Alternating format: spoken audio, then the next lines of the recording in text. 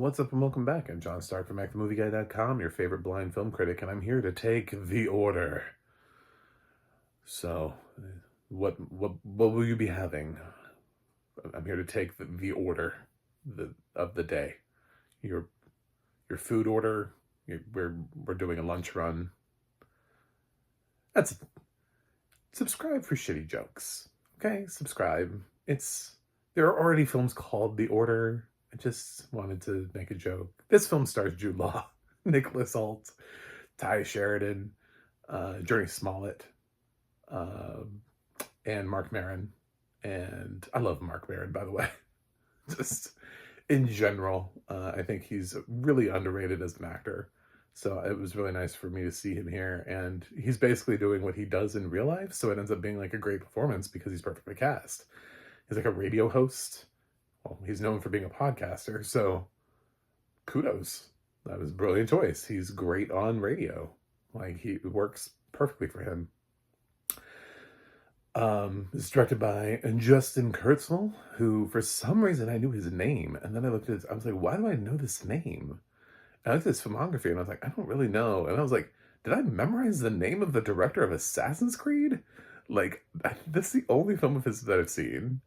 So, the only basis that I had going into this was Assassin's Creed.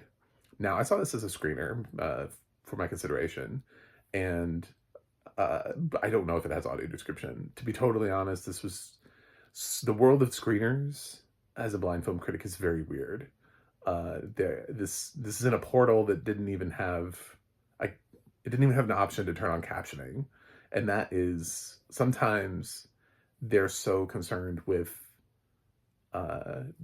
keeping keeping critics from pirating films, which is so silly. It's like, I did not get into this to pirate, and like spread it on the internet. That's what I'm doing. But I don't know, I guess probably somebody did at some point, and that's why there are heightened measures. I'm sure somebody messed it up for everybody else. But yeah, there was no option to do really anything except to just watch the film. So it's possible this film does have audio description at some point. I saw this quite in advance of its theatrical release. So I'm not going to say it does or does not have audio description, because it could very well have it when it releases theatrically. So there you go. That's it. There's no definitive answer as to whether or not this film has or has not audio description. I'm just saying I did not watch it with audio description, which kind of affects the way that I am able to enjoy a film, especially in a film like this where it's not driven by dialogue, it's driven by action. So I will try my best.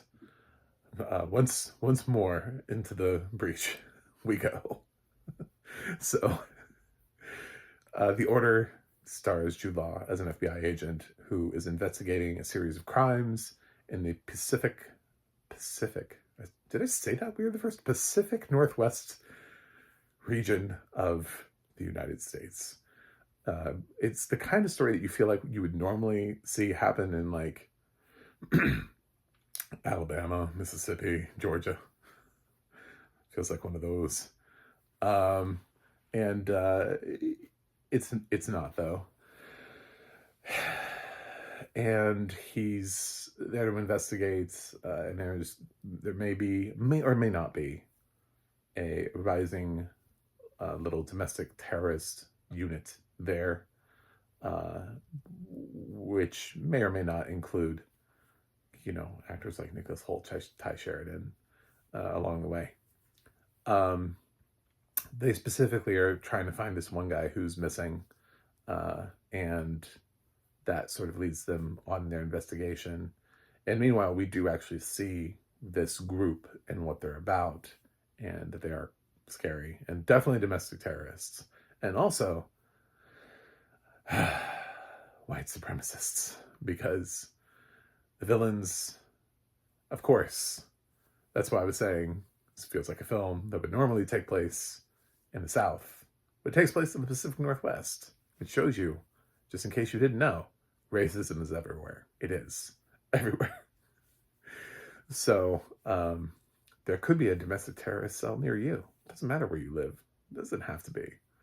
You know, all of those films that suggested that it was just a Southern problem. It's not. It's everywhere. So this is it's a solid script that's put together in a way that I thought was interesting. It's just like every once in a while there'd be like an action scene or some sort of sequence with like little to no dialogue, and I'm like, I don't know what's happening here. So later on, um, like there's a scene where I think Jude Law finds a body, but I'm like, do I need to know anything about it? Or, it's not one of those films, and to its credit, it shouldn't be. Like, it doesn't need to be a film that overly describes everything in its dialogue. Like, oh yeah, I can't believe it. Is it being hung from the tree there? God, they cut his throat and but let him dry. I don't need to know everything in the dialogue. Like, from a blind perspective, those films, yes, they help fill in some of the gaps for audio description when everything is somehow clunkily added to the dialogue, but not always do we say everything in actual dialogue in real life when we see them. Like, oh man, is that a brown Oldsmobile? Looks like it's about a 1984. It's got a 4-door on it. Oh, it just passes by all of a sudden. I wonder if we're going to need to know that later on. Like, nobody actually ever says that. So, if anything, I actually like the scripts of this because of that, because I felt like it gave me what the film needed to give. And I felt like Justin Kurzel, as somebody who is, sorry, dude, you're going to be known for Assassin's Creed, which is just not, it is the biggest film on your thing. It's not your only film. To be fair, it is not your only film. And your IMDb thing really makes me sound like I missed out on something with the Snowtown Murders. I clicked on his IMDb profile. It's like, man, the Snowtown Murders hit and was beloved at festivals everywhere. And I was like, was it? I missed it? Like, damn. I need to check out the Snowtown Murders now. So, but yeah, Assassin's Creed, obviously, as even his IMDb bio acknowledges, was a big budget sort of originally intended to be a little bit of a tentpole, just didn't go anywhere. So the fact that he's dialed it back, but he still was able to get really high quality actors here for a film that feels like you've seen it before, but has a little bit of a twist here. A little bit of a, yes, they are white supremacists, but that is not their sole purpose in life. They're following more of like this guidebook, which the film will talk about as how to, sort of like a scarier tome on how to have an uprising, which feels a little bit more current, to take sort of like what is more of a militia group than necessarily the KKK. It just has a lean into white supremacy. So there's a scene where they start chanting white power, and I was like, oh God, could you imagine being like one of those extras and like you're auditioning for roles and they're like, we think you'd be great for this. And you're like, oh my God, I got a breakthrough role. What is it? Well, we got you a part in the order. You're playing one of these domestic terrorists in a white supremacist cell, and you get to chant white power in the background over and over. That's your big scene. Like, because for a lot of the people who are in this domestic terrorist cell, who are not major characters, like that's kind of their big moment, is like the rally scene where they just sort of answer with their rally cry, white power, white power, white power. Like, I would quit acting, but that's just me. I don't we have to have actors for those kind of gigs. It's it also made me think of listening to Topher Grace talk about playing in Black Klansman, the leader of the Klan, and just like the emotional toll that it takes on you when Spike Lee calls you and is like, hey, I'd love for you to play like this incredibly racist guy. I think you'd be great at it. Like, what have I done with my life? But like, you don't want to say no to Spike Lee at the same time. And here, it's like these actors, it's like that's their breakthrough, but also they're probably they got to be sitting there going, "Please don't let me get typecast in this role. Please don't let me. I'm gonna shave my beard. My girlfriend always told me I needed to shave my beard, and I'm gonna do it for now." So, um, these are the rabbit holes that I go down sometimes. But yeah, that scene gave me thoughts about like, what about these actors? What happens with them? Like, what are they doing? Anyway, so I think I don't know. I guess this is submitting for consideration. I don't know where it's going to go in terms of consideration, or if it's just trying to get attention. Could just be trying to get attention, because I feel like in this award season, it would be really hard for something like this to just kind of pop at the last minute and surprise and be like, "Ooh, I'm here. I'm in. Nominate me." So I think really it's just, should you watch it? Is it interesting? Is it good? And that's a question mark for the blind and visually impaired community, which is, if you can find it with accessibility, I'm leaning towards the fact that this is probably worth your time.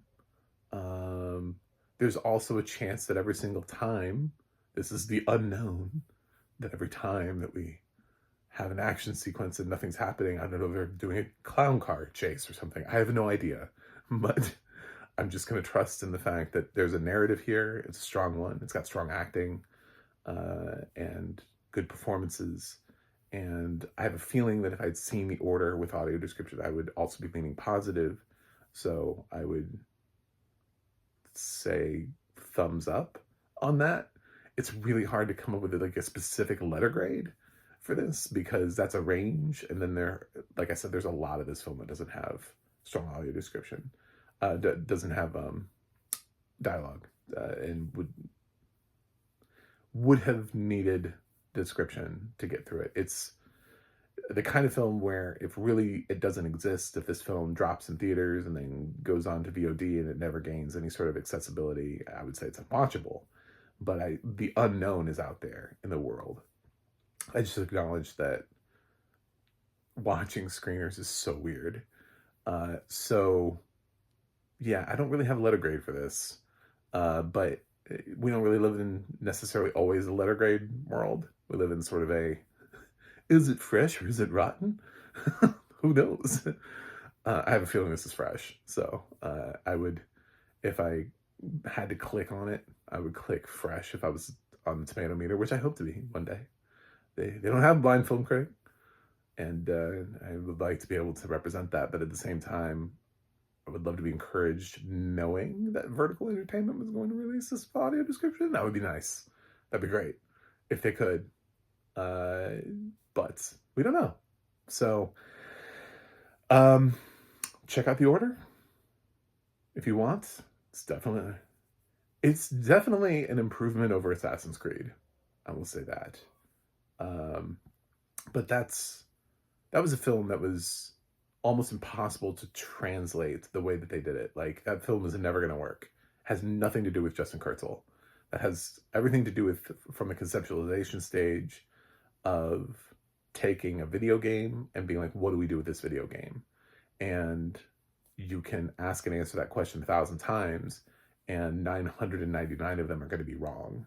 That's the way video games work, is it's really hard to get the perfect way to adapt a film, to adapt a video game into a film. So Assassin's Creed was always going to be some level of that didn't work, because it's really hard to make that swing and to get something like The Last of Us, which, by the way, if you notice, worked because they turned it into a TV series.